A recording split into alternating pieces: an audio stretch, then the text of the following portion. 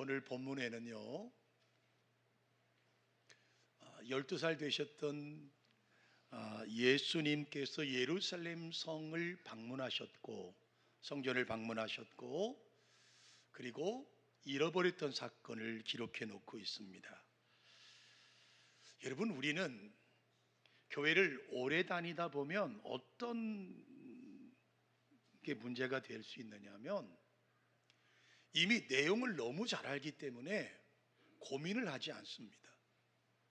그러나 여러분, 오늘 본문에서 요셉과 마리아가 예루살렘 성전에 떨겨버리고 하룻길을 내려올 때까지 아이를 잃어버린 것을 몰랐습니다.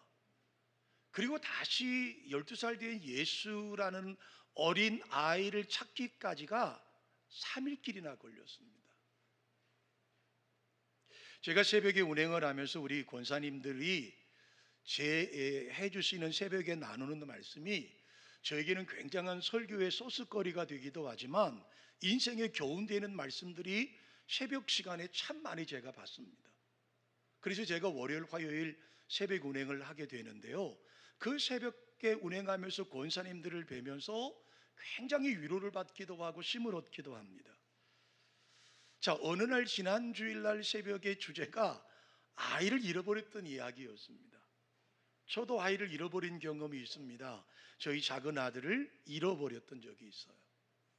그런데 제가 새벽에 말씀을 나누어 봤더니 그 새벽에 차를 타셨던 대부분의 권사님들이 자녀들을 잃어버렸던 경험들이 있더라고요. 여러분, 우리는 당연히 예수님께서 예루살렘 성전에 계셨고 어머니 아버지가 3일길에가 찾았다라는 것을 알고만 있지만, 여러분, 그때 그 부모의 심정이 여러분 어떠했겠습니까? 그 3일길을 찾아가면서 얼마나 애가 간이 녹았을까요? 오늘 성경 본문은 그 이야기를 우리 가운데 던져주고 있습니다. 마태복음에도 언급하지 않았던, 마가복음에도 언급하지 않았던, 가장 늦게 기록한 요한복음에도 언급하지 않았던 누가복음은 이 본문의 말씀을 여기에 12살 때 예수님의 모습을 기록해 놓았습니다. 그렇다면 이 12살 때의 예수님을 통해서 성경은 오늘 우리에게 무엇을 말씀해주고 싶으실까? 우리에게 이 본문을 통해서 하나님은 어떻게 말씀을 해석하기를 원하실까? 하나님 아버지의 마음이 어떤 것일까? 제가 2년 전에 설교한 번 적이 있어요. 이 본문을 그때는 어떻게 풀었느냐 하면 부모의 역할이 얼마나 중요하냐. 여러분, 예수님께서 12살 되실 때에 이미 성전의 예배는 형식화되어 있었어요. 제사장들은 돈의 눈에 어두워서 제물을 팔아먹기에 급급하던 시대가 바로 그 시대였습니다. 그러니까 성전은 이미 거룩성을 잃어버렸습니다. 그리고 제사장들은 하나님의 거룩한 종들에서 그저 돈이나 받고 물건을 파는 사람으로 전락되었습니다. 그런데 여러분, 그 시대에 예수님에게는 좋은 부모가 있었어요. 요셉과 마리아는 밥상머리에서 늘 이렇게 말씀하셨을 거예요. 예루살렘 성전은 거룩한 곳이야. 예루살렘 성전은 예배하는 곳이야. 예루살렘의 성전은 기도하는 곳이야. 그곳은 거룩한 곳이야 라고 어린 예수님과 그 동생들에게 끝도 없이 부모님은 말씀하셨을 거예요. 그래서 12살 되신 예수님이 성전에 올라가서 보았더니 예수님의 눈에는 부모님이 말씀하셨던 기도하는 집, 거룩한 곳, 예배하는 곳으로 보였고, 장사치로 전락돼 버린 제사장들은 그 어린 예수님의 눈에는 거룩한 주의 종들로 보였을 거예요. 그렇게 제가 여러분에게 설교를 드렸어요. 그런데 오늘은요, 다른 각도에서 말씀을 여러분과 함께 나누려고 그래요. 3일 만에 찾았던 예수님은 그 부모님에게 이렇게 말씀하십니다. 내가 내 아버지 집에 있어야 될 줄을 알지 못하셨습니까? 라고 반문합니다. 그것으로 끝났다면 죄송합니다만 예수님은 아주 버릇없는 12살의 어린아이와처럼 보일 수 있을 거예요. 그런데 여러분, 본문 51절과 52절의 말씀을 보면 고향인 나사렛으로 돌아가셨습니다. 그 사건이 있고 예루살렘에서 나사렛으로 돌아가셨어요. 그 다음에 얘기가 어떻게 되고 있습니까? 예수님은 부모님에게 순종했다. 다시 말하면 이 누가복음에서 누가라고 하는 저자는 오늘 우리에게 예수님의 12살 때 이야기를 말씀하고 있으면서 어떻게 말씀하고 있느냐면, 그분은 그렇게 예의 없는 분이 아니라 그분도 유아기를 보내고 영아기를 보내고 유년기를 보내고 소년부를 경험하고 청소년기를 경험하고 청년의 길을 경험했지만, 그분은 어떤 인생을 살았느냐? 52절의 말씀을 다 같이 한번 읽어보실까요? 읽습니다. 예수는 지혜와 그 키가 자라가며 하나님과 사람들에게 더욱 사랑스러워 가시더라 라고 결론을 냈어요. 그러니까 예루살렘 성전에서 랍비들과 대화하고 있던 그 예수님께서 3일 만에 애를 타고 찾아왔던 그 부모에게 내가 내 아버지 집에 있어야 할 줄 알지 못하셨습니까? 라고 말씀하신 뿐만 아니라 그분은 나사렛에서 돌아오셔서 부모님과 하나님에게 순종하였고, 그리고 사람들에게 더욱 사랑스러워졌고 하나님으로부터 사랑스러워졌다고 말씀하고 있어요. 여러분, 마태복음 3장 17절의 말씀을 보세요. 하나님께서 이미 그 예수님에 관해서 이렇게 말씀하고 있습니다. 하늘로부터 소리가 들있어 말씀하시되 이는 내 사랑하는 아들이요 내 기뻐하는 자라 하시니라. 이미 하나님께서 30살이 되셨던 예수님을 향하여 말씀하신 말씀이에요. 이는 내 사랑하는 아들이다. 12살 때 말씀하셨던, 하나님과 사람들에게 사랑스러워 하셨던 그 예수님을 하나님이 아주 결정적으로 말씀하시는데, 이는 내가 사랑하는 아들이고 내가 기뻐하는 자라고 말씀하고 있는 거예요. 12살 때 사람들에게도 하나님에게도 그렇게 사랑스러우셨던 그 예수님이 18년이 지나서 30살에 요단강의 세례를 받으실 때 하나님께서 아주 명확하게 말씀하십니다. 이는 내가 사랑하는 아들이요 내가 기뻐하는 자라라고 하는 말씀이에요. 그러면 본문은, 누가복음은 이 복음서를 기록하면서 하나님 아버지의 마음을 어떻게 말씀하고 있을까? 어떻게 하면 우리도 하나님의 사랑스러운 성도가 될 수 있을까요? 여러분, 아니, 말씀을 나누기 전에 먼저 우리 스스로에게 한번 도전의 질문을 던져보십시다. 하나님은 지금 우리 예배 형태를 보면서, 여러분의 삶의 형태를 보면서, 여러분의 성도의 삶을 살아가시는 모습을 보면서 하나님은 우리를 어떻게 평가하실까요? 하나님은 지금 우리의 모습을 보시면서 어떻게 우리를 평가하실까요? 어떻게 하면 사랑스러운 성도가 될 수 있을까요?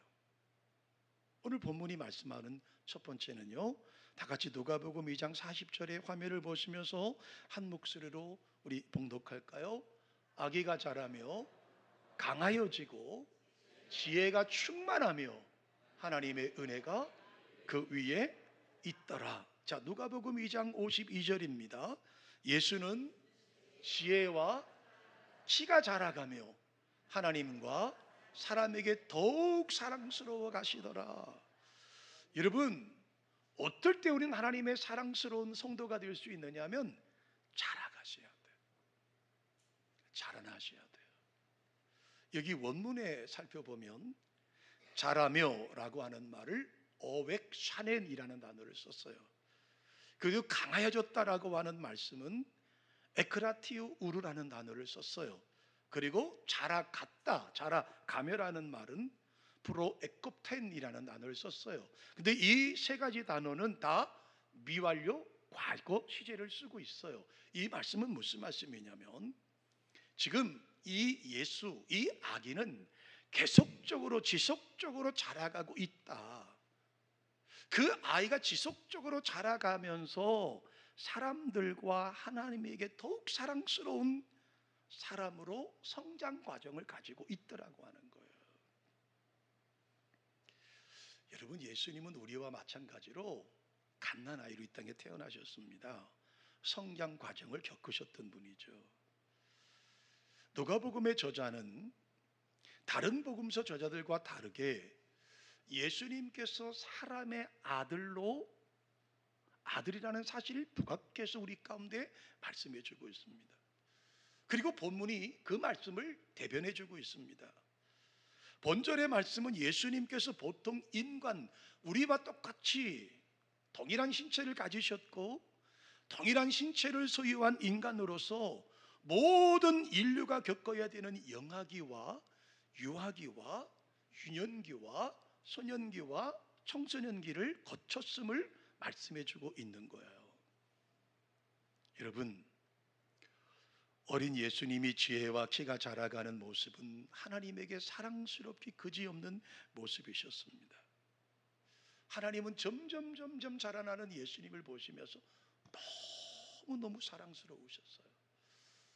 여러분, 사실 종종 그런 생각을 들게 되는데, 여러분들 우리가 자녀를 양육해 보았지 않습니까? 저희들도 2명을 아들을 낳아서 장성해서 가정을 이뤘습니다. 근데 이렇게 돌이켜 보면 이놈들이 가장 이쁠 때가 언제였느냐면 갓 태어나서 걸음마를 띄고 엄마 아빠를 처음 말할 때가 최고 예뻤던 것 같아요. 그래서 어떤 마음을 가끔씩 갖느냐면, 죄송합니다, 머물렀으면 좋겠다.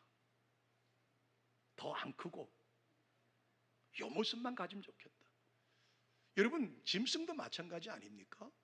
강아지도 그렇고 고양이도 그렇고 뭐 심지어는 맹수라고 말하는 호랑이도 그렇고 사자도 그렇고 새끼 때는 너무너무 예쁩니다. 그래서 그대로 있었으면 좋겠어요. 물론 그대로 있으면 큰 문제가 됩니다만, 그러니까 그 하나님 아버지를 우리의 심정의 말씀으로 보면 그 예수님께서 요셉과 마리아 사이에 성령으로 잉태돼서 10개월 만에 태어나시고 자라나는 모습을 보시면서 예수님의 영아기를 보시고 유아기를 보시고 소년기를 보시면서 12살 때 예수님께서 자라나는 모습을 보시면서 하나님 아버지의 마음이 사랑스러워 미칠 지경이었다라고 성경은 말씀하고 있는 거예요. 그렇다면 이 본문이 우리에게 무엇을 말씀하고 있을까요? 여러분, 우리도 자라나셔야 되는 거예요. 우리의 신앙도 자라나셔야 되는 겁니다. 아멘이시죠? 성장이 멈추면 비정상적인 거예요. 여러분, 키가 클 때 키가 크지 않으면 부모는 고민할 수밖에 없습니다. 아이들이 점점 생각이 넓어지고 성숙해져야 되는데 아직도 외모는 키가 크고 몸이 늘어났음에도 불구하고 지혜가 자라지 않으면 부모는 고민할 수밖에 없습니다. 여러분, 키가 자라야 되고 몸이 자라야 됩니다. 뿐만 아니라 근육도 생겨야 되고요, 힘도 점점 세워져야 합니다. 뿐만 아니라 내 속에 있는 그 사람의 속에 있는 생각도 점점 커져야 되는 거예요. 상대방을 배려할 줄도 알고요, 내가 어떻게 살아야 되는지도 알고요, 점점 내가 할 일이 무엇인지도 알아야 하는 성장이 없다면 우리는 고민하지 않을 수 없어요. 그런데 지금 주님은 그렇게 성장하고 있더라고 하는 겁니다. 여러분, 부모의 재미가 뭐예요? 자식이 성장하는 것을 보는 게 부모의 자랑 아닙니까? 자녀들이 자라가는 모습은 부모에게 둘도 없는 기쁨입니다. 무엇과도 비교할 수 없는 기쁨이라고요.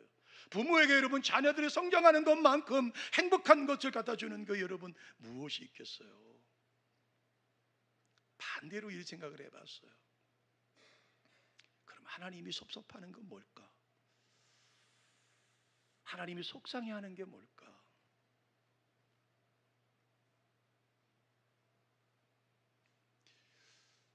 하나님은 우리의 모습이 5년 전과 10년 전과 똑같다면 하나님 마음은 얼마나 아프실까를 생각해 봤어요. 5년을 교회를 나왔고 10년을 나왔음에도 불구하고 아직 우리는 주일 성수 하나 제대로 하지 못하는 우리의 신앙을 하나님이 보신다면 얼마나 속상하실까? 예배 참석 하나 제대로 못하는 우리의 모습, 온전한 소득의 10의 예물을 드리는 헌금 생활이 아직도 되지 않는다면 하나님 마음은 어떠실까? 사랑하는 우리 드림가족 여러분, 하나님은 성장해 가는 성도들을 사랑하시고 축복하실 줄로 믿습니다. 우리 매일매일 자라야 되는 겁니다. 매일매일 조금씩이라도 성장해 가야 되는 것입니다. 그래야 사랑스러운 존재가 되는 겁니다. 여러분, 예수님은 키가 자랐습니다. 지혜가 자랐습니다. 그리고 하나님에게 더욱 사랑스러운 아이가 되었다고 성경은 말씀하고 있습니다. 뿐만 아니라 예수님은 지혜가 자랐다고 말합니다. 그러므로 속 사람이 성숙했다고 말씀하고 있는 거예요. 우리 속에 예수님에 대한 사랑이 자라고요, 예수님의 성품이 자라고요, 예수님의 사역에 대한 그 헌신이 자라고요, 그럴 때 하나님께서 우리를 사랑스러운 성도로 인정할 줄로 믿습니다. 두 번째로요, 이 본문에서 우리에게 주시는 교훈이 뭘까를 생각해 봤습니다. 51절을 다 같이 한번 읽어 보실까요? 읽습니다. 예수께서 함께 내려가사 나사렛에 이르러 순종하여 받드시더라 라고 말했습니다. 여러분, 이제 3일 동안을 떨어져 있다가 부모님이 성전에 가서 드디어 찾았습니다. 그리고 함께 나사렛에 이르렀습니다. 그 다음에 뭐라고 말씀합니까? 순종하여 받드셨다고 말합니다.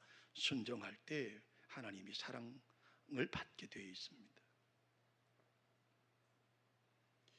여기 헬라어 사전을 좀 찾아보면 이 순종은 일회적인 순종을 말하지 않습니다. 단회적인 순종을 말하지 않습니다. 일시적인 순종을 말하는 것이 아니라 지속된 순종이에요. 계속된 순종이에요. 여러분, 평생에 한 번 순종하는 거 쉽습니다. 내 생각에 맞다면 순종하는 거 쉽습니다. 그러나 계속적으로 아버지와 어머니 요셉과 마리아에게 순종하신 예수님의 모습을 보여주고 있는 거예요. 하나님이 기뻐한 성도가 누구라고요? 말씀에 순종하는 성도인 줄로 믿습니다. 우리의 본분이 뭐예요? 조물주에게 순종하는 것 아닙니까? 창조주에게 순종하는 것 아닙니까? 하나님은요, 하나님의 말씀에 순종하는 사람을 높여주셨다고 말씀합니다. 여러분, 창세기 22장 너무나 잘 아시는 말씀이죠. 12절의 말씀을 보시면 아브라함이 이 하나님의 사랑을 받는 이유가 여기 소개되고 있어요. 우리 함께 읽어보십니다. 사자가 이르시되 그 아이에게 내 손을 대지 말라. 그에게 아무 일도 하지 말라. 내가 내 아들 내 독자까지도 내게 아끼지 아니하였으니 이제야 내가 하나님을 경외하는 줄을 알았다. 할렐루야. 여러분, 아브라함이 그동안에 믿음으로 살았습니다. 백세의 아들을 낳았습니다. 믿음의 삶을 사는 줄 알았습니다. 그런데 그 독자 이삭을 모리아산에 올라가서 하나님께 번제로 드리려고 할 때 하나님께서 급하게 오십니다. 스톱! 하지 마라. 말도 하지 마라. 아무 일도 하지 말라. 그리고 하나님이 아브라함에게 말씀하십니다. 내가 내 아들 내 독자까지도 내게 아끼지 아니하였으니 이제야 내가 하나님을 경외하는 줄을 아노라. 여러분, 51절에 말씀하고 있지 않습니까? 예수께서 함께 내려가사 나사렛에 이르러 순종하여 받드시더라고, 부모를 받들었다고 말씀하고 있습니다. 사랑하는 드림 가족 여러분, 말씀이 여러분에게 임대하면, 말씀이 여러분 심령에 다가오면 하나님 앞에 순종하는 저와 여러분 되시기를 주님의 이름으로 축원합니다. 여러분, 말씀에 아멘 하셨다면 그 말씀대로 사시는 은혜가 있기를 주님의 이름으로 축원합니다. 아멘이시죠? 그게 우리의 신앙이 성장하고 하나님의 사랑을 받는 것이라고 말씀하고 있습니다. 여러분, 빌립보서 2장에서 주님이 어떻게 하나님 말씀에 순종했는지를 말씀하고 있습니다. 빌립보서 2장 5절로 7절의 말씀을 우리 다 같이 화면 보시면서 읽어보실까요? 너희 안에 이 마음을 품으라. 곧 그리스도 예수의 마음이니 그는 근본 하나님의 본체시나 하나님과 동등됨을 취할 것을 여기지 아니하고 오히려 자기를 비워 종의 형체를 가지사 사람들과 같이 되셨고 사람의 모양으로 나타나사 자기를 낮추시고 죽기까지 복종하셨으니 그 십자가에 죽으심이라. 아멘. 예수님은 하나님의 계획, 십자가의 죽으심까지도 순종했다고 말씀하십니다. 그래서 하나님은 그 예수님을 향하여 이는 내 사랑하는 아들이요 내가 기뻐하는 자라고 말씀하고 있는 것 아닐까요? 빌립보서 2장 9절로 11절에 또 말씀해 봅니다. 함께 읽어보십니다. 이름으로 하나님이 그를 지극히 높여 모든 이름 위에 뛰어난 이름을 주사 하늘에 있는 자들과 땅에 있는 자들과 땅 아래에 있는 자들로 모든 무릎을 예수의 이름으로 꿇게 하시고 모든 입으로 예수 그리스도를 주라 시인하여 하나님 아버지께 영광을 돌리게 하셨느니라. 할렐루야. 뭐라고 말씀하신다고요? 그가 순종함으로, 죽기까지 순종함으로 하나님은 그를 높여주셨다고 말씀하고 있지 않습니까? 그가 순종함으로 하나님이 그를 높여주셨다고 말씀합니다. 순종의 삶을 사시는 저와 여러분 되시기를 주님의 이름으로 축원합니다. 세 번째로요, 본문이 우리에게 주시는 말씀은 누가복음 2장 49절에 나와 있어요. 자, 읽습니다. 시작. 예수께서 이르시되 어찌하여 나를 찾으셨나이까? 내가 내 아버지 집에 있어야 될 줄을 알지 못하셨나이까? 하니 이 말씀을 통해서 우리에게 주시는 은혜는 뭐냐 하면, 여러분, 하나님의 집을 사랑하는 사람을 하나님이 사랑하시는 거예요. 하나님의 집을 사랑하는 사람 말입니다. 하나님의 집이 어디입니까? 하나님의 거룩한 성전 아닙니까? 교회 아닙니까? 예수님은 아버지 집에 있는 게 너무 좋으셨던 거예요. 이 교회가 너무 좋으셨던 거예요. 그 아버지가 집에서 매일 밥상머리 앞에서 말씀하시던 하나님의 거룩한 예비하는 곳, 하나님의 임재가 있는 곳, 하나님의 거하시는 그 예루살렘 성전을 말씀하셨으니, 그 12살 먹은 예수가 예루살렘에 올라가 보았더니 그 성전이 얼마나 여러분 거룩하게 보였겠느냐고요. 그 성전이 이미 기능도 상실하고, 이미 거기서 제사장들은 재물을 돈에 팔고 넘기는 그런 사람으로 전락됐음에도 불구하고 그 12살 되신 예수님의 눈에는요, 그 성전이 얼마나 아름다웠는지 몰라요. 그래서 성전에서 랍비들과 대화하다가 그만 아버지 어머니가 떠난 것도 모르고 거기 있었던 것을 볼 수 있어요. 교회는 하나님의 집이요 하나님의 몸인 줄로 믿습니다. 교회를 사랑하는 것이 곧 하나님을 사랑하는 것이고, 교회를 사랑하는 것이 여러분 곧 하나님이 예수님을 사랑하는 것 아닐까요? 여러분, 요한복음 14장 21절 하반절의 말씀에 보면, 자, 우리 함께 천천히 읽어보십니다. 나의 계명을 지키는 자라야 나를 사랑하는 자니, 나를 사랑하는 자는 내 아버지께 어떻게 해요? 사랑받을 자리라고 말씀합니다. 나도 그를 사랑하여 그에게 나를 나타내리라.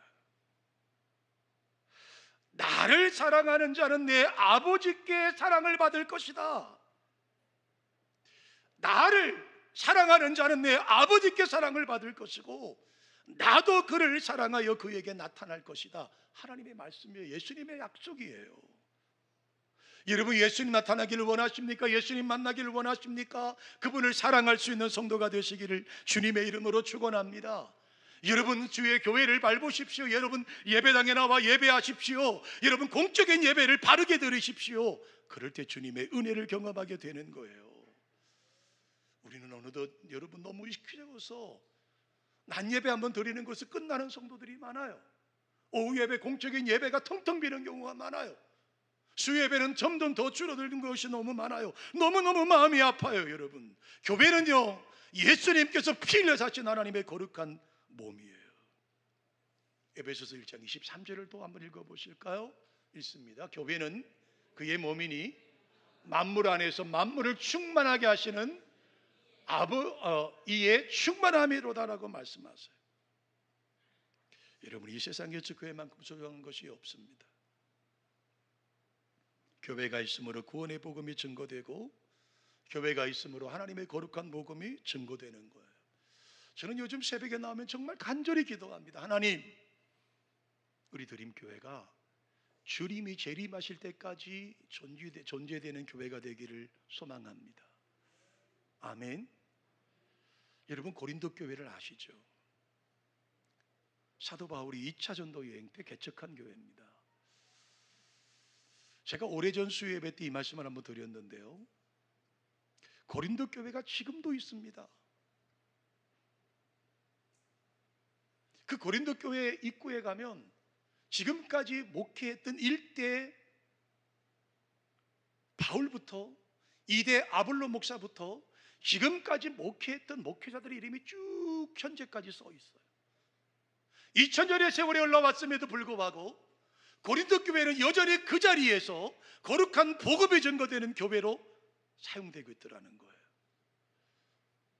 저는 그 글을 읽으면서 하나의 소망이 생겼습니다.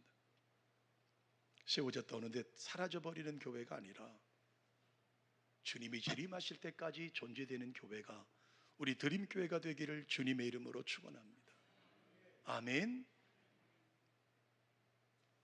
유명한 성경의 주석가인 바클레이는 이런 말을 했습니다. 나는 교회를 믿는다. 이 세상에 믿을 만한 곳은 교회밖에 없다. 또 미국의 노만 빈센트 목사님은 이런 말을 남겼습니다. 교회는 우리의 모든 희망이 실현되는 곳이다. 우리의 가슴속에 있는 꿈과 우리가 가지고 있는 거룩한 비전과 하나님 앞에 나와서 우리의 소망하는 기도의 제목들이 이루어지는 것이 어딜까요? 교회입니다. 여러분, 교회는 하나님의 집이요 하나님의 사랑이 집중되는 곳이기 때문에 그렇습니다. 여러분, 교회를 사랑하시기를 주님의 이름으로 축원합니다. 마지막 간증 하나 하고 예화를 하나 들고 설교를 마감할까요? 미국의 필라델피아 지역에 대형 교회가 하나 있습니다. 이 교회는 좌석이 약 4,000석쯤 들어가는 아주 큰 예배당이라고 하죠. 이 교회가 이렇게 성장되는 과정에 한 어린 소녀의 아주 애달픈 사연이 있습니다. 어느 주일날 교회를 목회하던 러셀 코넬이라고 하는 목사님이 주일학교 예배를 참석을 했습니다. 근데 웬 한 소녀가 6살밖에 안 된 어린 소녀가 예배당에 들어가지 못하고 밖에서 울고 있는 거예요. 담임 목사님이 그 아이를 불렀습니다. 왜 울고 있니? 왜 예배당에 안 들어가니? 그 어린 아이가 이런 말을 해요. 목사님, 제가 조금 늦게 주일학교에 왔더니 앉을 자리가 없어서 들어가지를 못해요. 이게 1888년도 이야기니까요. 그러니까 예배당이 너무 좁아서 조금 예배 시간 늦게 왔더니 6살 된 아이가 들어갈 공간이 없어서 울고 있더라고 하는 거예요. 목사님이 그 아이를 가슴에 끌어안고 축복 기도를 하고 그 아이 손을 잡고 교회로 들어가서 비좁은 자리를 만들어서 예배를 드리게 했습니다. 그리고 얼마 후에 이 어린 아이는 그만 갑자기 중병에 걸려서 죽게 되었습니다. 그리고 그 아이는 그 아이의 베개 밑에서 한 봉투가 발견되었습니다. 그 봉투에는 이렇게 써 있었습니다. 주일학교에 많은 아이들이 앉을 수 있는 더 큰 예배당을 짓도록 써주세요. 헌금이 들어가 있던 거예요. 그러니까 그 6살밖에 안 된 어린 소녀가 자기네 교회가 너무 좁아서 너무 작아서 아이들이 들어올 수 없으니 이 조그만 헌금을 가지고 하나님 앞에 드려서 큰 예배당이 되기를 소망한다라고 하는 거예요.